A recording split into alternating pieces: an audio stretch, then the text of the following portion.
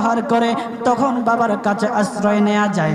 বাবা মা যখন প্রহার করে তখন দুনিয়ার কারো না কারো কাছে আশ্রয় নেওয়া যায়। ওগো আল্লাহ, ওগো মালিক, তুমি যদি আমাকে মারো, তুমি যদি আমাকে আযাব দাও, ওগো আল্লাহ কার কাছে যাব, কার কাছে গিয়া মাফ চাইবো? ওগো আল্লাহ মেহেরবানি করে মাফ করে দাও। এইরকম কান্না করতেছে, কান্না করতেছে, চোখের পানি তার এমন ভাবে পড়তেছে, দাড়ি ভিজতেছে, দাড়ি ভিজে জমিনের মধ্যে চোখের পানি পড়তেছে, কান্না করতেছে। বান্দাটা কান্না করতে করতে করতে করতে আমার আল্লাহর কাছে এমন গ্রহণযোগ্যতা অর্জন করেছে, মহান আল্লাহ রব্বুল আলামিন তার ডাকে সাড়া দিয়া তার জিন্দেগির সব গুনাহ মাফ করে দিয়েছেন।